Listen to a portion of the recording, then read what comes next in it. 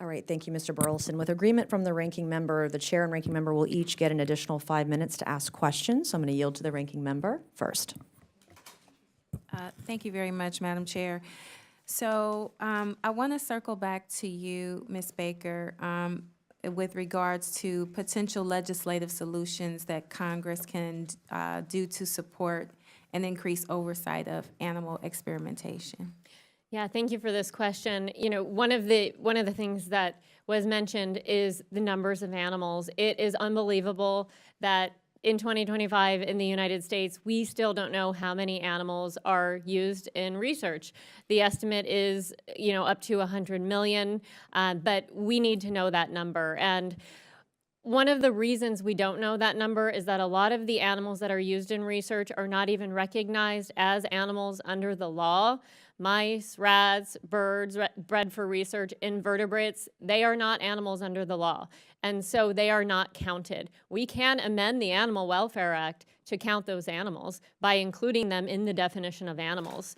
If there's no appetite for amending the Animal Welfare Act, there are other solutions, and especially focused on federal government spending. So the NIH does require recipients of NIH funding to do some reporting, but it's not transparent and it's not accurate. Every 4 years, if you receive NIH grants, every 4 years you need to provide some assurances that you are complying with NIH policies. And in that is an average daily inventory of animals. It's just an estimate.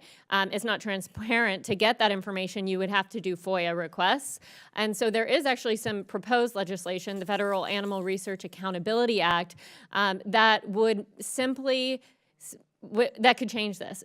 Simply put, if you receive NIH grants, then once a year you need to report on how many animals you have used, how many have been housed, bred, used in research, and that should be made transparent.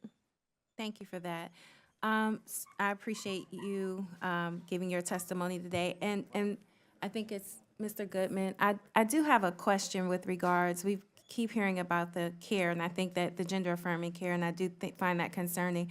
Just for clarification purposes, can you let me know what is that dollar figure and where is the source from? For those experiments? Yes. That's the source of that is NIH Reporter website and the USAspending.gov website. Okay, and what was the dollar figure? Let me get it for you. And I have a spreadsheet with all of those projects. Okay. I'd be happy to share it. The dollar figure was $240 million in recent grants. $26 million of those are active grants. Okay, and the 241 million is for? So that's grants that are available in the NIH Reporter database that I think we used, and again, I have this actual search saved. If you use search terms transgender and animal models, those were the hits that came up. Okay, because I think the article that you cited in your statement indicated there was $10 million. Yeah, so I was just trying to get clarity. Yeah, that original article, that was just a subsection of a sub-selection of the projects. It wasn't everything. Okay, Yeah. all right.